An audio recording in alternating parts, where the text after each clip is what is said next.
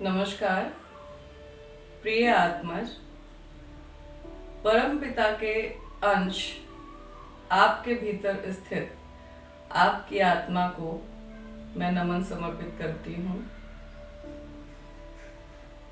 पारस परसा जानिए जो पलटे अंग अंग, अंग अंग पलटे नहीं तो है झूठा संग। सद्गुरु की पहचान क्या, सद्गुरु की सत्यता क्या, आप सत्शिष्य बन सके इसका प्रमाण क्या। कौन तय करेगा कि आप सही दिशा में चल रहे हैं। सही दिशा में चलने का प्रमाण क्या।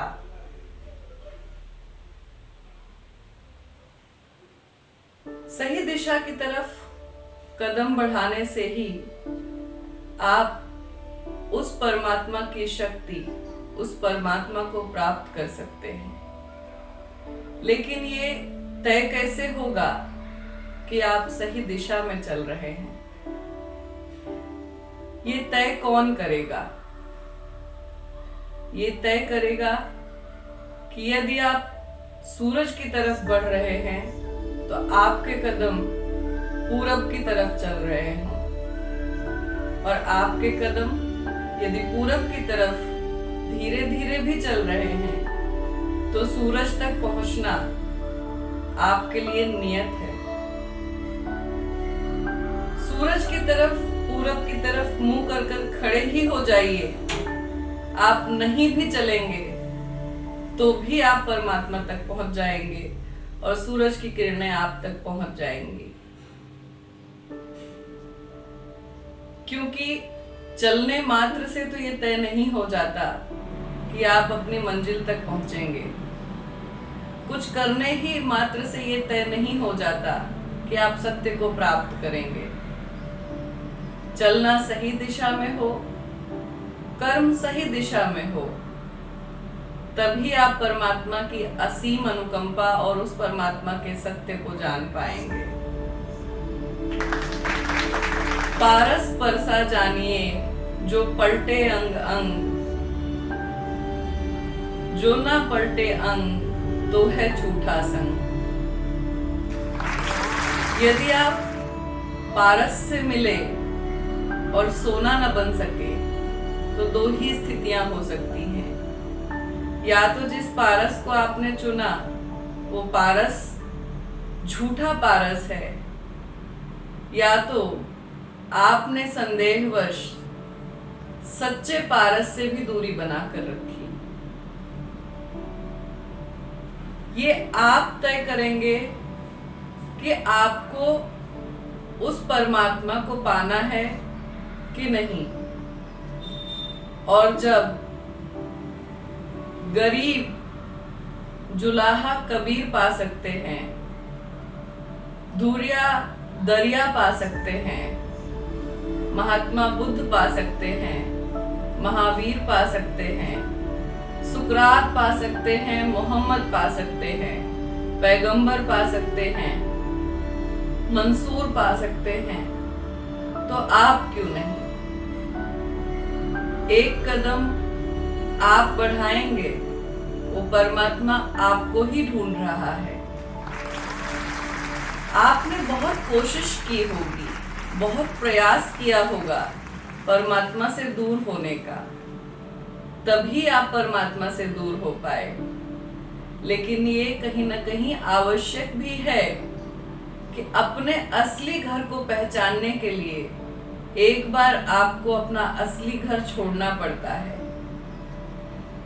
जैसे मछली को सागर के जल की अनुभूति तब होती है जब मछली को निकाल कर किनारे पर रख दिया जाए और वो सागर के लिए तड़पे।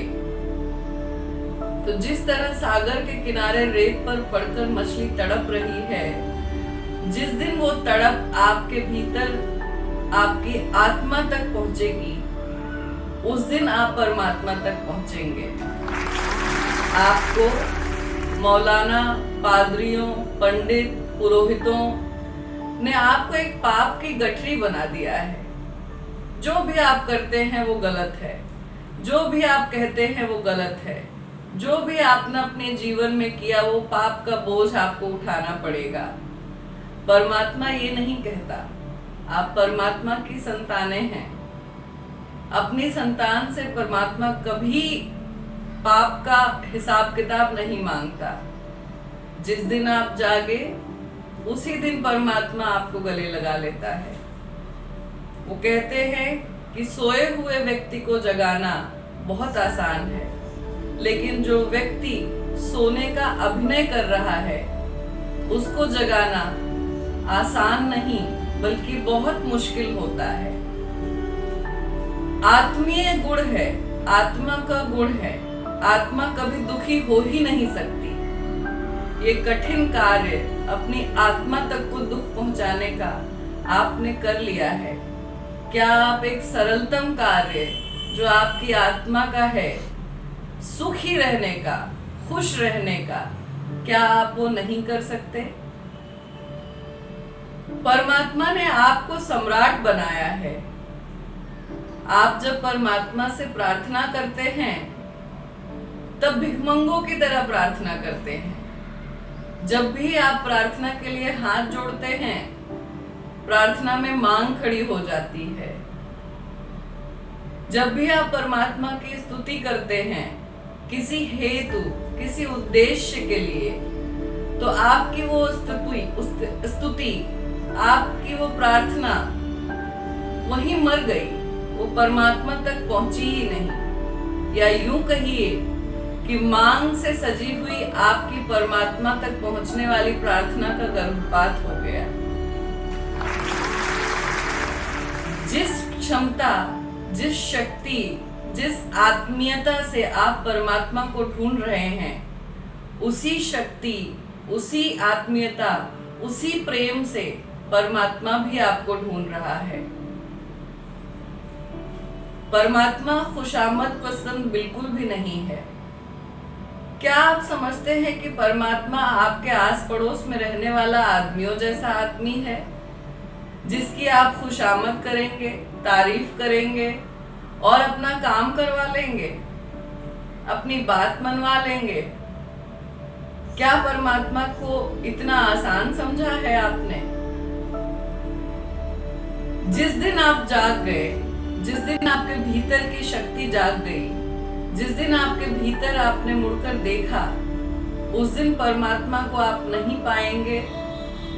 ऐसा कहने वाले आपके मौलाना, पादरी, पंडित, पुरोहित या आपको जो भी ज्ञान देते हैं वो गलत साबित हो जाएंगे और आप परमात्मा को प्राप्त कर सकेंगे।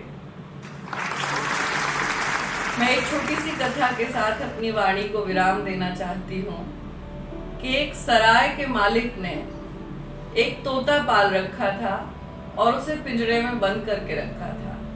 सराय का मालिक बहुत क्रांतिकारी व्यक्ति था। उसने अपने तोते को स्वतंत्रता का पाठ पढ़ाया था। वो तोता दिन रात स्वतंत्रता, स्वतंत्रता, स्वतंत्रता चिल्लाता रहता था। कदाचित उस सराय के मालिक की स्वतंत्रता की सोच दूषित रही होगी, वरना इस पक्षी को, इस तोते को, गरीब को परेशान करने का क्या कारण है? एक दिन उस सराय में एक व्यक्ति आकर ठहरा और उसने देखा कि तोता पूरी तन्मयता से स्वतंत्रता, स्वतंत्रता, स्वतंत्रता चिल्ला रहा है। तो उसने उस तोते को देखकर कहा कि इस बेचारे पर ध्यान देने वाला कोई नहीं है, और उसने जाकर धीरे से तोते का पिंजरा खोल दिया ताकि खुले पिंजरे से तोता उड़ जाए। वो अपने बिस्तर पर आकर घड़ी दो घड़ी लेटा ही होगा, तभी उसे फिर सुनाई पड़ा कि वो तोता बहुत जोर जोर से स्वतंत्रता, स्वतंत्रता, स्वतंत्रता चिल्ला रहा था। वो व्यक्ति वहां गया तो उसने देखा तोते ने पिंजरे की सीख पकड़कर और स्वतंत्रता, स्वतंत्रता की चीख मचा रखी है। उस व्यक्ति ने कहा, ये अजीब स्वतंत्रता है। हाल फिलहाल उस व्यक्ति ने हाथ डालकर तोते को निकालने की कोशिश की। तोता चोंच मारने लगा, उसके हाथ को लहूलुहान कर दिया। जिस तरह से आप एक पिंजड़े में बंद हैं और आपको निकालने की कोशिश करने वाले सद्गुरुओं को सदा आपने लहूलुहान किया है,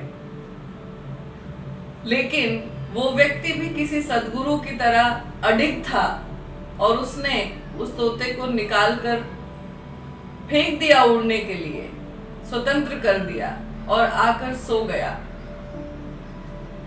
सुबह उठने पर वो चौंक गया। वो तोता वापस उसी पिंजड़े में बैठकर स्वतंत्रता स्वतंत्रता स्वतंत्रता चिल्ला रहा था। इसी तरह आप भी एक पिंजड़े में कैद हैं। आप उस पिंजड़े से निकलना नहीं चाहते, आजाद नहीं होना चाहते, और आपको आजाद करने वाले सद्गुरु भी कुछ कम अडिग नहीं है। आपने सुकरात को जहर पिला दिया, मंसूर की आंखें फोड़ दी, हाथ काट दिया, गर्दन काट दी, स्वामी विवेकानंद का अपमान किया उनके रहते, महावीर के रास्ते में शूल बिछाए, महात्मा बुद्ध को आपने पत्थर मारे, भगवान श्री राम को आपने वनवास जाने दिया, श्री कृष्ण को आपने अपनी मर्यादा अपनी भाषा में अब जाकर उतारा। तो आपने सद्गुरुओं के साथ सदैव वही किया जो आपका व्यवहार है, लेकिन ये सद्गुरु फिर आ जाते हैं आपके बीच, आपको लहूलुहान हाथों से इस संसार संबंधित पिंजड़े से बाहर निकालने के लिए। आपकी आत्मा की अतुलित शक्ति, अपार शक्ति और आपकी आत्मा के अंदर बसे परमात्मा के उस अंश को पहचानिए। सही दिशा हवाओं की सुगंध बता देगी कि आप सही दिशा में कदम बढ़ा रहे हैं। इसी के साथ मैं आप सबके भीतर स्थित परमात्मा के अंश आपकी आत्मा को नमन समर्पित करती हूँ और आपसे अपनी वाणी को विराम देती हूँ और आपसे भूल चूक के लिए क्षमा प्रार्थी हूँ।